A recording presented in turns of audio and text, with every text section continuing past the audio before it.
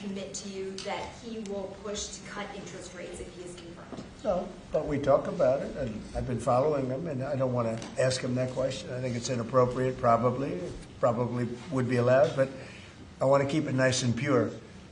But he certainly wants to cut rates. I've been watching him for a long time. Did you have any concerns about his hawkish history of pushing for rate hikes? He's going to want to do the same thing. I think that, yeah, I've had times when I think you've had to really have rate hikes too. But he's very smart, very good, strong, young, pretty young, and I think he's going to do a good. I mean, he was the central casting guy that people wanted. Kevin was great. I tell you what, I met numerous people. Every one of them were fantastic, really fantastic. I wanted to keep Kevin here, and I thought that I called Kevin 1, Kevin 2. And we have, I said, it's going to be a Kevin, but Kevin really has been fantastic at the White House. You all know him. You know him very well. And so we have Kevin W.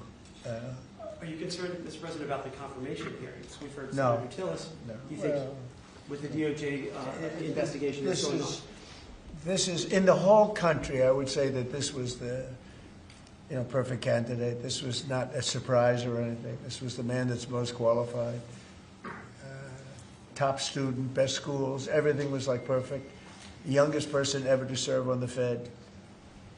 Got the whole package. Looks don't mean anything, but he's got the look, right? Roger, looks don't mean anything, but if they have the look, it's okay. But he's got the whole package, and I think he's going to do a great job, and he loves the country. Mr. President, why do you Yeah, wait. Will you speak to Please, in the back, yes. Are you giving Iran any kind of deadline to make a deal before potentially taking Only military they action? know for sure. Have you communicated that to them Yeah, directly? I have. Mr. President, do you have a timeline for when you're going to pull back potentially the federal presence there? No, we'll see how it all works out. They have to float someplace. They might as well float near Iran. But it's a rough situation going on. So I stopped 837 people, as you know, last week from being hung. They were going to hang 830. It was all set. And I mean, I'm looking at the people behind me. They say, "What kind of racing's a lot nicer than that?" They were going to hang 837 people, and I told them, if you do it, you're going to pay a price like nobody's ever paid before. They pulled back. I appreciated that. But a lot of people are being killed, so we'll see what happens. I can say this, they do want to make a deal. Mr. President, Virginia, actually. Virginia flipped the governors, and now they're looking at 50 proposals to increase taxes. What do you think about that?